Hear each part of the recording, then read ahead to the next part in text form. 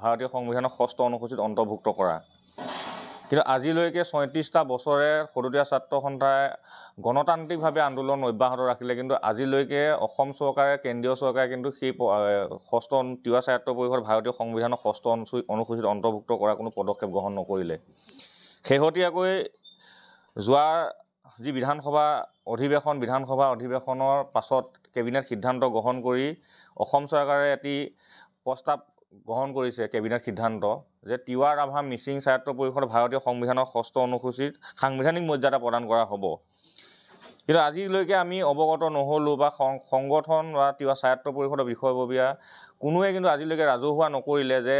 অসম চৰকাৰে যে ভাৰতীয় সংবিধানৰ ৬ষ্ঠ অনুসূচীত তিৱা স্বায়ত্ব পৰিষদ অন্তৰ্ভুক্ত কৰা হ'ব বা সাংবিধানিক যি মৰ্যাদা প্ৰদান কৰাৰ বিষয়, এই বিষয়ে কিন্তু অৱগত কৰা নহ'ল। আৰু কেন্দ্ৰীয় চৰকাৰে এই প্ৰস্তাৱ প্ৰেৰণ কৰিলে নাই সেইটো আমি আজিলৈকে অৱগত নহ'লোঁ। যোৱা বিধানসভা অধিৱেশনৰ সময়ত জনজাতি পৰিক্ৰমা মন্ত্ৰী তথা শিক্ষা মন্ত্ৰী অসমৰ ডাক্তৰ ৰণোজ পেগু ডাঙৰীয়াই কৈছিলে যে 2 মাহৰ ভিতৰত তিৱা ৰাভা মিচিং স্বায়ত্ব পৰিষদৰ যি সাংবিধানিক মৰ্যাদা প্ৰদান কৰা হ'ব, ইয়াৰ মডেলিটি তৈয়াৰ কৰা হ'ব আৰু এইটো ৰাজহুৱা কৰা হ'ব আৰু কেন্দ্ৰীয় চৰকাৰলৈ প্ৰেৰণ কৰা হ'ব। কিন্তু আজিলৈকে এই যি মডেলিটি কিন্তু তৈয়াৰ কৰা নহ'ল আৰু আমি অৱগত নহ'লোঁ। গতিকে আমি এই যি তিৱা জনগোষ্ঠীক যি প্ৰতাৰণা কৰি আহিছে অসম চৰকাৰ আৰু কেন্দ্ৰীয় চৰকাৰ, এইটো আমি ঘোৰ বিৰোধিতা কৰিছোঁ। আৰু এনেদৰে যদি এই জনগোষ্ঠীসমূহক প্ৰতাৰণা কৰি আহে, তেখেতসকলে নিৰ্বাচনৰ বৈতৰণি পাৰ কৰিবৰ কাৰণে তেখেতসকলে যেতিয়া সিদ্ধান্ত গ্ৰহণ কৰোঁ বুলি কয়, এইটো আমি ঘোৰ বিৰোধিতা কৰিছোঁ আৰু আমি কিছু আন্দোলনৰ কাৰ্যসূচীলৈকে যাবলৈ বিচাৰিছোঁ। তাৰ লগে লগে আমাৰ আৰু এটা দাবী আছিলে যে তিৱা ভাষা শিক্ষক নিযুক্তি প্ৰদান কৰিব লাগে।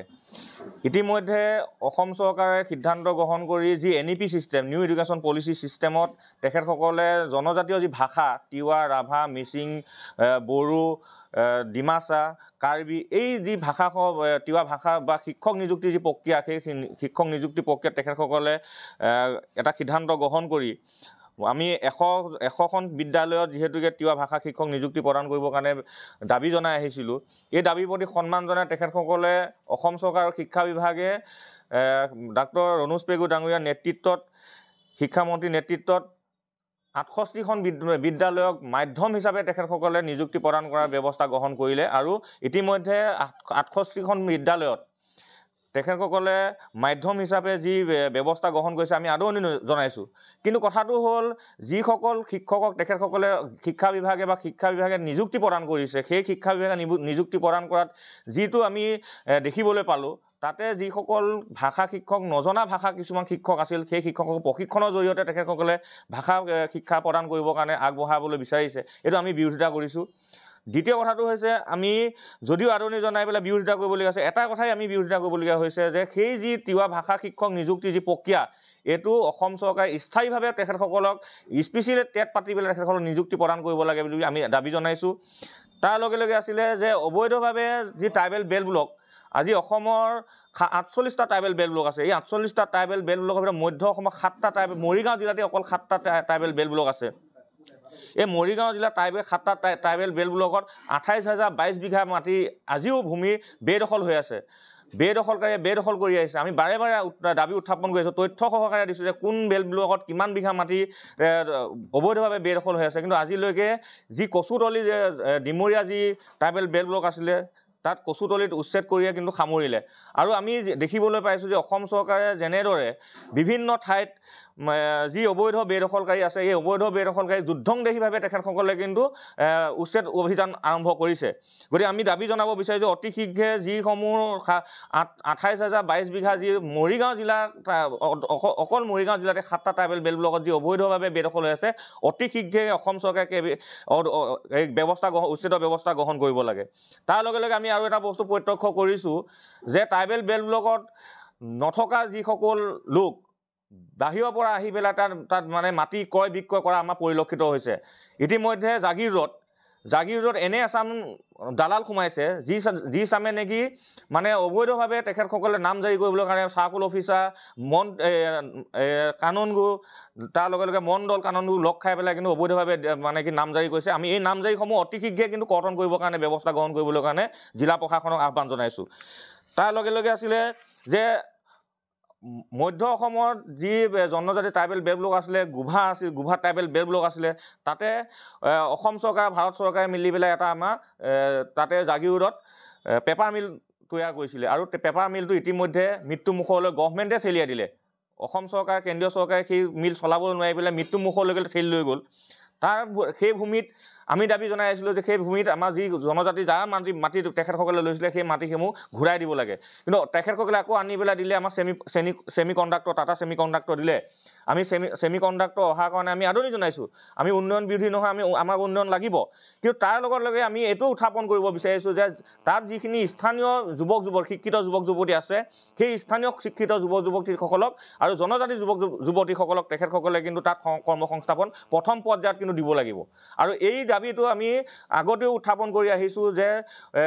যি প্ৰকল্প বিষয়া আছে সংগঠন আছে আৰু অসম চৰকাৰে ত্ৰিপাক্ষিক বৈঠক অনুষ্ঠিত কৰিবৰ কাৰণে আমি দাবী জনাই আহিছিলোঁ কিন্তু আজিলৈকে দাবী এই ত্ৰিপাক্ষিক বৈঠক অনুষ্ঠিত কৰা নাই গতিকে ইতিমধ্যে কাম আৰম্ভ হৈ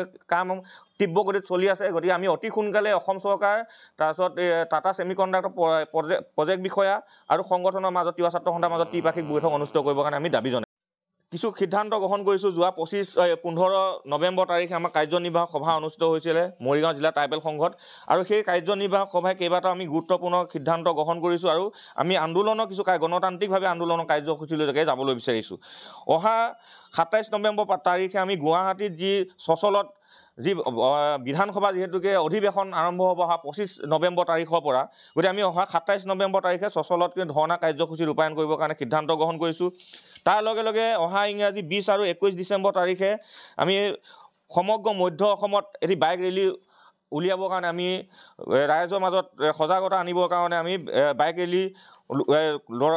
কাৰ্যসূচী ৰূপায়ণ কৰিবৰ কাৰণে ব্যৱস্থা গ্ৰহণ কৰিছোঁ সিদ্ধান্ত গ্ৰহণ কৰিছোঁ তাৰ লগে অহা 29 ডিচেম্বৰ তাৰিখে আমি দহালি মকৰীয়া যি পঞ্চখেলীয়া খেলপথাৰ আছে তাতে এখন আমি বিশাল গণসমাৱেশ আয়োজন কৰিবৰ কাৰণে আমি সিদ্ধান্ত গ্ৰহণ কৰিছোঁ আৰু সেই গণসমাৱেশত আমি মুখ্য অতিথি হিচাপে আমন্ত্ৰণ জনাম ৰাভা সাহিত্য পৰিষদৰ মুখ্য কাৰ্যবাহী সদস্য টংকেশ্বৰ ৰাভা ডাঙৰীয়া ৰাভা ছাত্ৰ সন্থা নিখিল ৰাভা ছাত্ৰ সন্থাৰ মাননীয় সাধাৰণ সম্পাদক ডক্টৰ সুভাষ ৰাভা ডাঙৰীয়া নিখিল বড়ো ছাত্ৰ সন্থাৰ মাননীয় সভাপতি দীপেন বড়ো ডাঙৰীয়া টাকা মিচিং পৰিং পেবাঙৰ মাননীয় সভাপতি তিলক দলে ডাঙৰীয়া মিচিং সাহিত্য পৰিষদৰ মুখ্য কাৰ্যবাহী সদস্য পৰমানন্দ চাৰিঙীয়া ডাঙৰীয়া আৰু তিৱা সাহিত্য পৰিষদৰ মুখ্য কাৰ্যবাহী সদস্য জীৱন চন্দ্ৰ কোঁৱৰ ডাঙৰীয়া আৰু আমি জাতীয় সংগঠনসমূহৰ সভাপতি সম্পাদকসমূহক লৈ পেলাই আমি এখন বিশাল গণসমাৱেশ আয়োজনৰ ব্যৱস্থা কৰিছোঁ গতিকে আমি অতি সোনকালে অহা ডিচেম্বৰ মাহৰ ভিতৰত অসম চৰকাৰে এটা সিদ্ধান্ত গ্ৰহণ কৰিব লাগে যে ডিচেম্বৰ মাহৰ ভিতৰত তিৱা সাহিত্যবোৰে ভাৰতীয় সংবিধানৰ 6ষ্ঠ অনুসূচীত অন্তৰ্ভুক্ত কৰা যি সিদ্ধান্ত সেই সিদ্ধান্ত কিন্তু অহা ডিচেম্বৰ মাহৰ ভিতৰত অসম চৰকাৰ কেন্দ্ৰীয় চৰকাৰ আৰু জাতীয় সংগঠনৰ লগত ত্ৰিপাক্ষিক বৈঠক অনুষ্ঠিত কৰিবৰ কাৰণে কিন্তু আমি দাবী জনাইছোঁ ইতিমধ্যে সন্থাৰ সভাপতিয়ে গোটেই বিষয়বস্তুখিনি সম্পৰ্কত এটা বিস্তৃত ধাৰণা আপোনালোকৰ আগত অৱগত কৰিছে তথাপি মই মোৰ ফালৰ পৰা আজি সংবাদমেলত উত্থাপিত হ'বলগীয়া বিষয় সন্দৰ্ভত অতি চমুকে মই দাঙি ধৰিব বিচাৰিছোঁ এই কথাটো হয়তো আপোনালোকে জানে যে ৰাজ্য বিভাজনৰ সময়ৰ পৰা মেঘালয় ৰাজ্যত বসবাস কৰা তিৱাসকলে আজিলৈকে এটা জনজাতি মৰ্যাদা পোৱা নাই আৰু সেই মেঘালয় ৰাজ্যত বসবাস কৰা তিৱাসকলক আমি তিৱা ছাত্ৰ সন্থাই তেওঁলোকৰ পাহাৰীয়া জনজাতিৰ যিটো দাবী এই দাবীটো আমি তেতিয়াৰ পৰা ৰাখিছোঁ মূলতঃ তিৱা জাতিৰ অস্তিত্বৰ আৰু তিৱা জাতিৰ উন্নয়নৰ হকে বিগতৰ ৩৬টা বছৰে এক গণতান্ত্ৰিক এক গণসংগ্ৰাম আমি অসমত অব্যাহত ৰাখি আহিছোঁ কিন্তু এই সময়ছোৱাত এই দীঘলীয়া সময়ছোৱাত অসমলৈ বহুত চৰকাৰ আহিল বহু মুখ্যমন্ত্ৰী আহিল কিন্তু তেওঁলোকে ৰাজনৈতিক বক্তব্য দিয়াতে সীমাবদ্ধ থাকিল জনগোষ্ঠীটো অতি মৌলিক যি জনপ্ৰিয় দাবী হস্তন্ত্ৰী স্বায়ত্তশাসনৰ সন্দৰ্ভত তেওঁলোকে কিন্তু চৰকাৰী বা সাংবিধানিক ব্যৱস্থা গ্ৰহণ নকৰিলে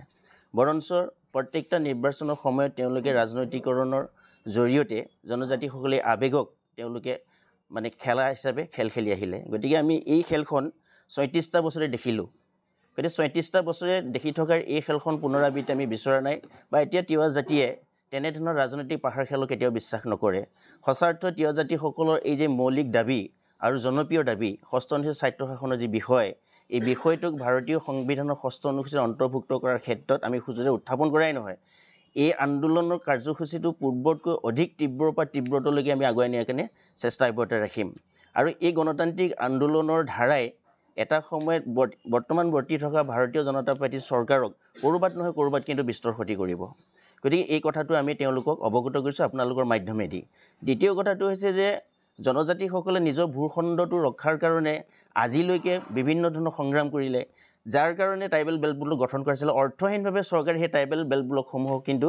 তেওঁলোকে চৰকাৰী কোনো ধৰণৰ ৰক্ষণাবেক্ষণ বা নীতি নিয়মৰ মাজত তেওঁলোকে ৰাখিব পৰা নাই বৰঞ্চ চৰকাৰী আকৌ তাত বেদখল কৰাৰ ব্যৱস্থা কৰিছে আপোনালোকে হয়তো এই কথাটো জানিব যে অসমত যেতিয়া চৰকাৰক যেতিয়া অনুষ্ঠান প্ৰতিষ্ঠান পাতিবলগীয়া হয় তেতিয়া পোনচাতে টাৰ্গেট হৈ যায় কিন্তু ট্ৰাইবেল বেল্ট এণ্ড ব্লকৰ মাটিসমূহ আপুনি গুৱাহাটী বিশ্ববিদ্যালয় চাওক বা আজি আমাৰ যিখন চৰকাৰে ৰাজধানী পাতিছে সিংহলৰ পৰা আনি শ্বিলঙৰ পৰা আনি অসমত যিখন দিছপুৰ ৰাজধানী পাতিল তাৰো হাজাৰ হাজাৰ বিঘা ট্ৰাইবেল মানুহৰ মাটি ট্ৰাইবেল বেল্ট এণ্ড ব্লকৰ মাটি এনেধৰণকে তেওঁলোকে কিন্তু ট্ৰাইবেল মানুহৰ মাটি হস্তগত কিন্তু চৰকাৰীভাৱে কৰি আছে অন্যান্য বহিৰাগত বা বেদখলকাৰীবিলাকতো আছেই তাৰ উপৰি চৰকাৰো আগ্ৰাসন চলাই আছে জনগোষ্ঠীটো মানে য'তে ত'তে আগ্ৰাসনৰ যদি প্ৰথম নমুনাটো দাঙি থৈছে তেতিয়াহ'লে সেইটো অসম চৰকাৰে দাঙি থৈছে গতিকে এনেধৰণৰ দুমুখীয়া নীতি অৱলম্বন কৰাৰ জৰিয়তে অসমৰ প্ৰকৃত জনগোষ্ঠীসমূহ অস্তিত্ব বিপন্ন কৰিব বিচৰা যি ৰাজনৈতিক পাহাৰ খেল এইটোক তিৱা ছাত্ৰ সন্থাই আজিৰ তাৰিখত কোনো কাৰণতে মানি ল'ব নোৱাৰে আৰু মানা প্ৰশ্নও নাহে গতিকে চৰকাৰক আমি সকীয়াই দিছোঁ যে এই সময়খিনিৰ ভিতৰত তেওঁলোকৰ নিৰ্বাচন হ'বলৈ আৰু বেছি দিন নাই এই সমাগতৰ সময়খিনি তেওঁলোকে উচিত এটা সিদ্ধান্ত গ্ৰহণ কৰক তেওঁলোক শুভবুদ্ধি উদয় হওক নহ'লে হিতে বিপৰীত হ'ব তেওঁলোকৰ আমি অসমত যিমানবোৰ জনগোষ্ঠী আছোঁ এই সকলো জনগোষ্ঠী ঐক্যবদ্ধভাৱে তেওঁলোকৰ বিৰুদ্ধে আমি যুঁজিবলৈ বাধ্য থাকিম আজিকালি এটা আকৌ নতুন ধাৰা সৃষ্টি হৈছে সেই ধাৰাটো হৈছে যে জুবিন অনুৰাগীক জুবিনে যদি ন্যায় নাপায় ট্ৰাইবেল মানুহে যদি অসমৰ প্ৰকৃত জনগোষ্ঠীবিলাকে যদি ন্যায় নাপায় সাংবিধানিক মাধ্যমেদি বা চৰকাৰে যদি ন্যায় প্ৰদান কৰাত ব্যৰ্থ হয় তেতিয়াহ'লে দুটা শক্তি সন্মিলিতভাৱে চৰকাৰৰ বিৰুদ্ধে যুঁজিলে এই দুয়োটাৰ শক্তিয়ে কিন্তু চৰকাৰক পৰাহত কৰিবলৈ মানে শক্তি মানে এইটো এটা ডাঙৰ শক্তি হিচাপে চিহ্নিত হ'ব গতিকে চৰকাৰে এই কথাটো বুজি পোৱা উচিত এতিয়া ছেমি কণ্ডাক্টৰ পাতিলে ক'ত যে গোভাৰ ট্ৰাইবেল বেল্ট ব্লকৰ 2000 বিঘাৰ মাটিৰ ওপৰত 1990 চনতে গঠন কৰা যি পেপাৰ মিল আছিলে সেই পেপাৰ মিলটো গঠন কৰাৰ সময়তো আমি স্থানীয় দল সংগঠনসমূহে বিৰোধিতা কৰিছিলোঁ আমি এই কথাটো বিৰোধিতা কৰিছিলোঁ যে উন্নয়নটো আমি বিচাৰোঁ কিন্তু উন্নয়নৰ নামত প্ৰকৃত জনগোষ্ঠীক ধ্বংস কৰিব পৰা বিধ্বস্ত কৰিব পৰা আঁচনি কিন্তু আমি গ্ৰহণ কৰিব নোৱাৰোঁ সেইখিনি সময়ত আলোচনাৰ সময়ত অসম চৰকাৰ কেন্দ্ৰীয় চৰকাৰৰ লগত এটা কথা আমি মানে এইটো মিলিত হৈ এই কথাটো তেওঁলোকক জনাই দিয়া হৈছিল যে ট্ৰাইবেল বেল্ট এণ্ড ব্লকৰ অধীনস্থৰ সেই 2000 বিঘাৰ মাটি তেওঁলোকে সেই পেপাৰ মিলৰ নামত অধিগ্ৰহণ কৰিছে বিভিন্ন চল চাতুৰি আৰু বিভিন্ন মিছা প্ৰলোভন দি পেলাই তেওঁলোকে প্ৰথম চৰ্তটো আছিল থলুৱাৰ মানুহক 100% তেওঁলোকে নিযুক্তি প্ৰদান কৰিব থলুৱাৰ মানুহক তেওঁলোকে সেই উপযুক্ত ভূমিৰ বিনিময়ত তেওঁলোকে কি দিব মানে উপযুক্ত ক্ষতিপূৰণ দিব কিন্তু এই দুয়োটা নীতিকে তেওঁলোকে কিন্তু প্ৰতিশ্ৰুতি কিন্তু পালন কৰিব নোৱাৰিলে থলুৱাসকলক নিযুক্তি দিয়াটো দূৰৰে কথা বৰঞ্চ ভূমি যে হস্তগত কৰিলে সেই ভূমি বিপৰীতে যি ক্ষতি হ'ল সেই ক্ষতিপূৰণ বা সেই ভূমি বিনিময়ত পাবলগীয়া সেই পইচাখিনিও কিন্তু আজিলৈকে সেই মাটিগৰাকীক দিয়া নহ'ল আমি যেতিয়া পেপাৰ মিল তেওঁলোকৰ চৰকাৰী মানে ষড়যন্ত্ৰৰ ফলত যেতিয়া এই পেপাৰ মিল ধ্বংস হ'ল পেপাৰ মিলৰ পিছত পুনৰ আহিল ছেমি কণ্ডাক্টৰ এই ক্ষেত্ৰতো আমি কৈছোঁ যে যিহেতু পেপাৰ মিলত নামত অধিগ্ৰহণ কৰা সেই মাটিসমূহ এতিয়ালৈকে সেই মাটিগৰাকী উপযুক্ত ক্ষতিপূৰণ নাপাল বা নিযুক্তি নাপাল গতিকে এই চেগতে তেওঁলোক পুনৰ সেই মাটিসমূহ ঘূৰাই দিব লাগে প্ৰকৃত মালিকক কিন্তু তেওঁলোকে সেইটো নকৰি পুনৰ জোৰ জবৰদস্তি কৰি ছেমি কণ্ডাক্টৰ নামৰ এটা আকৌ কোম্পানী আনি ইয়াত বহুৱালে এতিয়া এই সন্দৰ্ভত আমি এটা কথাই উল্লেখ কৰিব বিচাৰিছোঁ যে ছেমি কণ্ডাক্টৰ নামৰ সেই অনুষ্ঠানটো বা প্ৰতিষ্ঠানটো সৰ্বভাৰতীয়ৰ ভিতৰত এটা বৃহৎ অনুষ্ঠান হ'ব বৃহৎ এটা ইণ্ডাষ্ট্ৰী হ'ব এই ইণ্ডাষ্ট্ৰীটো হওক ক'বলগীয়া নাই কিন্তু সেই পূৰ্ব যি ভূমিগৰাকী আছে তেওঁলোকে সেই উপযুক্ত ক্ষতিপূৰণ আজি দেশত পাব লাগিব দ্বিতীয় কথা হ'ল থলুৱাৰ যি যুৱক যুৱতীসকল আছে এই থলুৱাৰ যুৱক যুৱতীসকলক স্থানীয় যুৱক যুৱতীসকলক 100% কিন্তু নিযুক্তি প্ৰক্ৰিয়াত মানে মাধ্যমেদি তেওঁলোকক নিযুক্তি প্ৰদান কৰিব লাগিব এইটো হৈছে তিৱা ছাত্ৰ সন্থাৰ মূল দাবী আজিৰ তাৰিখত এই দুয়োটা নীতি বা এই দুয়োটা সিদ্ধান্তক যদি তেখেতসকলে মানিবলৈ অমান্তি হয় বা মানাৰ ক্ষেত্ৰত তেওঁলোকে ভেঙুচালি কৰে তেতিয়াহ'লে তিৱা ছাত্ৰ সন্থাই ছেমি কণ্ডাক্টৰ প্ৰতিষ্ঠানটোৰ প্ৰতিষ্ঠা হোৱাৰ ক্ষেত্ৰত সুযোগে কিন্তু বাধা আৰোপ কৰিব আৰু বাধা প্ৰদান কৰিব আৰু এক গণতান্ত্ৰিক আন্দোলন গঢ়ি উঠিব যিটো গণতান্ত্ৰিক আন্দোলন মাত্ৰ অসমৰ লগতে সমগ্ৰ ভাৰতবৰ্ষত কিন্তু এটা ক্ষতি হ'ব গতিকে আমি সময় থাকোঁতে চৰকাৰক এইটো জনাই দিছোঁ যে তেওঁলোকে যি নিযুক্তি প্ৰক্ৰিয়া আৰম্ভ কৰিব এই নিযুক্তি প্ৰক্ৰিয়া প্ৰদান কৰা বেলিকা পূৰ্বতেই জাতীয় সংগঠনসমূহ আৰু প্ৰতিষ্ঠান লগতে অসম চৰকাৰ ভাৰত চৰকাৰৰ প্ৰতিনিধিৰ লগত এটা ত্ৰিপাক্ষিক বৈঠক আলোচনা হওক সন্মিলিতভাৱে তাৰ পৰৱৰ্তী পৰ্যায়ত তেওঁলোকে নিযুক্তি আমাক ক'বলগীয়া নাই কিন্তু এই তিৱা ছাত্ৰ সন্থাই জনে এই দাবীটোৰ প্ৰতি তেওঁলোকে যদি সঁহাৰি নিদিয়ে তেতিয়াহ'লে তিৱা ছাত্ৰ সন্থাই এটা বাধা প্ৰদান কৰাটো 100% নিশ্চিত হৈ আছে ইয়াৰ পিছতে আমি এই কথাটো হয়তো আপোনালোকে জানে যে ৰাজ্য বিভাজনৰ সময়ৰ পৰা মেঘালয় ৰাজ্যত বসবাস কৰা তিৱাসকলে আজিলৈকে এটা জনজাতি মৰ্যাদা পোৱা নাই আৰু সেই মেঘালয় ৰাজ্যত বসবাস কৰা তিৱাসকলক আমি তিৱা ছাত্ৰ সন্থাই তেওঁলোকৰ মানে পাহাৰীয়া জনজাতিৰ যিটো দাবী এই দাবীটো আমি তেতিয়াৰ পৰা ৰাখিছোঁ মূলতঃ তিৱা জাতিৰ অস্তিত্বৰ আৰু তিৱা জাতিৰ উন্নয়নৰ হকে বিগতৰ ৩৬টা বছৰে এক গণতান্ত্ৰিক এক গণসংগ্ৰাম আমি অসমত অব্যাহত ৰাখি আহিছোঁ কিন্তু এই সময়ছোৱাত এই দীঘলীয়া সময়ছোৱাত অসমলৈ বহুত চৰকাৰ আহিল বহু মুখ্যমন্ত্ৰী আহিল কিন্তু তেওঁলোকে ৰাজনৈতিক বক্তব্য দিয়াতে সীমাবদ্ধ থাকিল জনগোষ্ঠীটো অতি মৌলিক যি জনপ্ৰিয় দাবী হস্তনিষ্ঠ স্বায়ত্তশাসনৰ সন্দৰ্ভত তেওঁলোকে কোনো কিন্তু চৰকাৰী বা সাংবিধানিক ব্যৱস্থা গ্ৰহণ নকৰিলে বৰঞ্চ প্ৰত্যেকটা নিৰ্বাচনৰ সময়ত তেওঁলোকে ৰাজনৈতিকৰণৰ জৰিয়তে জনজাতিসকলে আৱেগক তেওঁলোকে মানে খেলা হিচাপে খেলি আহিলে গতিকে আমি এই খেলখন ৩৬টা বছৰে দেখিলোঁ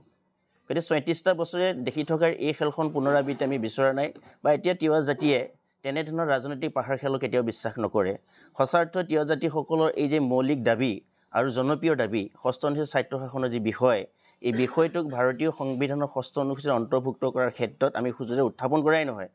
এই আন্দোলনৰ কাৰ্যসূচীটো পূৰ্বতকৈ অধিক তীব্ৰৰ পৰা তীব্ৰতলৈকে আমি আগুৱাই নিয়াৰ কাৰণে চেষ্টা অব্যাহত ৰাখিম আৰু এই গণতান্ত্ৰিক আন্দোলনৰ ধাৰাই এটা সময়ত বৰ্তমান বৰ্তি থকা ভাৰতীয় জনতা পাৰ্টীৰ চৰকাৰক ক'ৰবাত নহয় ক'ৰবাত কিন্তু বিস্তৰ ক্ষতি কৰিব গতিকে এই কথাটো আমি তেওঁলোকক অৱগত কৰিছোঁ আপোনালোকৰ মাধ্যমেদি দ্বিতীয় কথাটো হৈছে যে জনজাতিসকলে নিজৰ ভূখণ্ডটো ৰক্ষাৰ কাৰণে আজিলৈকে বিভিন্ন ধৰণৰ সংগ্ৰাম কৰিলে যাৰ কাৰণে ট্ৰাইবেল বেল্ট ব্লক গঠন কৰা হৈছিল অৰ্থহীনভাৱে চৰকাৰে সেই ট্ৰাইবেল বেল্ট ব্লকসমূহক কিন্তু তেওঁলোকে চৰকাৰী কোনো ধৰণৰ ৰক্ষণাবেক্ষণ বা নীতি নিয়মৰ মাজত তেওঁলোকে ৰাখিব পৰা নাই বৰঞ্চ চৰকাৰী আকৌ তাত বেদখল কৰাৰ ব্যৱস্থা কৰিছে আপোনালোকে হয়তো এই কথাটো জানিব যে অসমত যেতিয়া অনুষ্ঠান প্ৰতিষ্ঠান পাতিবলগীয়া হয় তেতিয়া পোনছাতে টাৰ্গেট হৈ যায় কিন্তু ট্ৰাইবেল বেল্ট এণ্ড ব্লকৰ মাটিসমূহ আপুনি গুৱাহাটী বিশ্ববিদ্যালয় চাওক বা আজি আমাৰ যিখন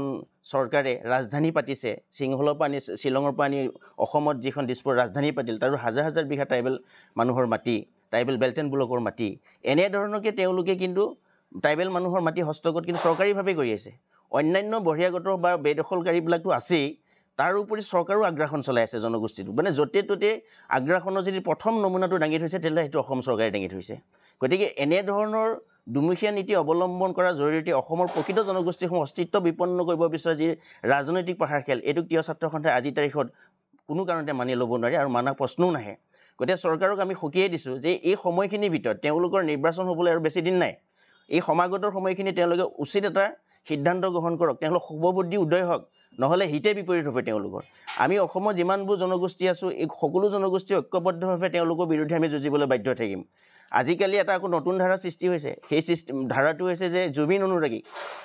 অনুৰাগীক জুবিনে যদি ন্যায় নাপায় ট্ৰাইবেল মানুহে যদি অসমৰ প্ৰকৃত জনগোষ্ঠীবিলাকে যদি ন্যায় নাপায় সাংবিধানিক মাধ্যমেদি বা চৰকাৰে যদি ন্যায় প্ৰদান কৰাত ব্যৰ্থ হয় তেতিয়াহ'লে দুটা শক্তি সন্মিলিতভাৱে চৰকাৰৰ বিৰুদ্ধে যুঁজিলে এই দুয়োটাৰ শক্তিয়ে কিন্তু চৰকাৰক পৰাহত কৰিবলৈ মানে শক্তি মানে এইটো এটা ডাঙৰ শক্তি হিচাপে চিহ্নিত হ'ব গতিকে চৰকাৰে এই কথাটো বুজি পোৱা উচিত এতিয়া ছেমি কণ্ডাক্টৰ পাতিলে ক'ত যে গোভাৰ ট্ৰাইবেল বেল্ট ব্লকৰ 2000 বিঘাৰ মাটিৰ ওপৰত 1990 চনতে গঠন কৰা যি পেপাৰ মিল আছিলে সেই পেপাৰ মিলটো গঠন কৰাৰ সময়তো আমি স্থানীয় দল সংগঠনসমূহে বিৰোধিতা কৰিছিলোঁ আমি এই কথাটো বিৰোধিতা কৰিছিলোঁ যে উন্নয়নটো আমি বিচাৰোঁ কিন্তু উন্নয়নৰ নামত প্ৰকৃত জনগোষ্ঠীক ধ্বংস কৰিব পৰা বিধ্বস্ত কৰিব পৰা আঁচনি কিন্তু আমি গ্ৰহণ কৰিব নোৱাৰোঁ সেইখিনি সময়ত আলোচনাৰ সময়ত অসম চৰকাৰ কেন্দ্ৰীয় চৰকাৰৰ লগত এটা কথা আমি মানে এইটো মিলিত হৈ এই কথাটো তেওঁলোকক জনাই দিয়া হৈছিল যে ট্ৰাইবেল বেল্ট এণ্ড ব্লকৰ অধীনস্থৰ সেই 2000 বিঘাৰ মাটি তেওঁলোকে সেই পেপাৰ মিলৰ নামত অধিগ্ৰহণ কৰিছে বিভিন্ন চল চাতুৰি আৰু বিভিন্ন মিছা প্ৰলোভন দি পেলাই তেওঁলোকে প্ৰথম চৰ্তটো আছিল থলুৱাৰ মানুহক 100% তেওঁলোকে নিযুক্তি প্ৰদান কৰিব থলুৱাৰ মানুহক তেওঁলোকে সেই উপযুক্ত ভূমিৰ বিনিময়ত তেওঁলোকে কি দিব মানে উপযুক্ত ক্ষতিপূৰণ দিব কিন্তু এই দুয়োটা নীতিকে তেওঁলোকে কিন্তু প্ৰতিশ্ৰুতি কিন্তু পালন কৰিব নোৱাৰিলে থলুৱাসকলক নিযুক্তি দিয়াটো দূৰৰে কথা বৰঞ্চ ভূমি যে হস্তগত কৰিলে সেই ভূমিৰ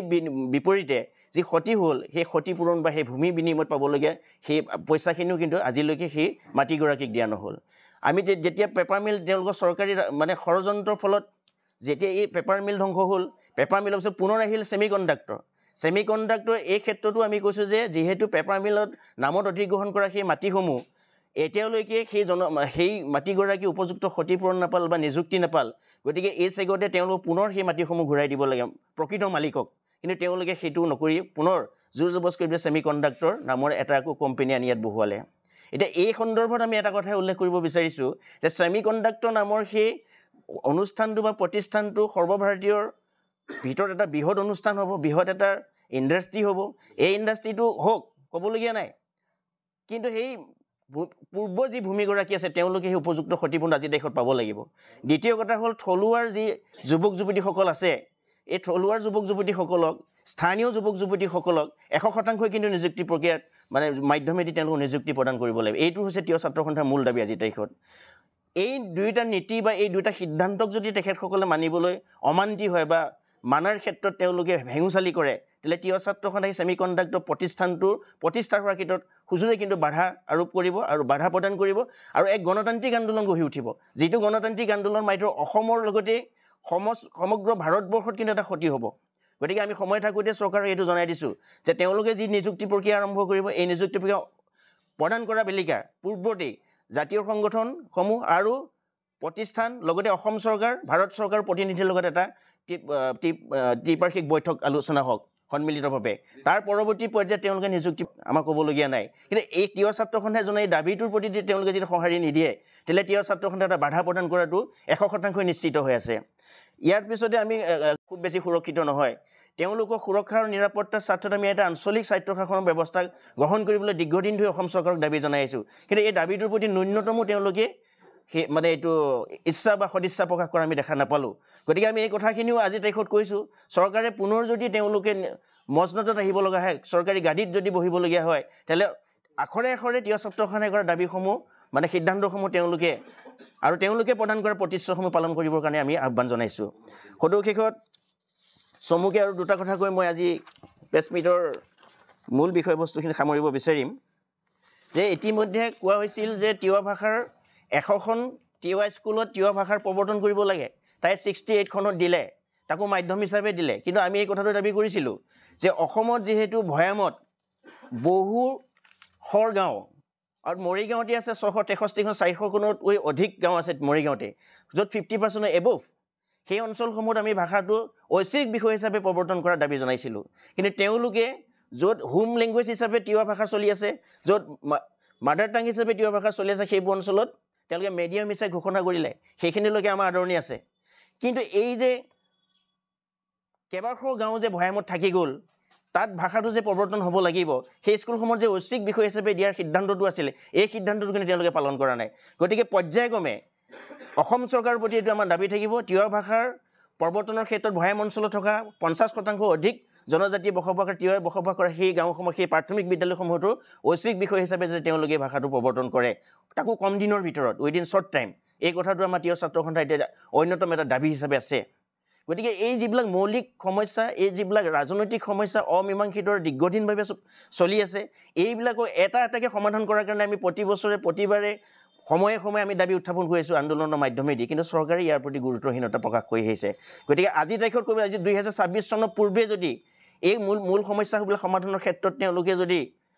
মানে চৰকাৰী পক্ষই যদি এটা উচিত সিদ্ধান্ত লোৱাৰ ক্ষেত্ৰত ব্যৰ্থ হয় তেতিয়াহ'লে 26 চনতো যি ধৰণৰ শিক্ষা দিব লাগে তিৱা ছাত্ৰ তাৰ কাৰণে সকলো পৰ্যায়ৰ প্ৰস্তুতি কিন্তু আৰম্ভ কৰিব এই কথাটো আপোনালোকৰ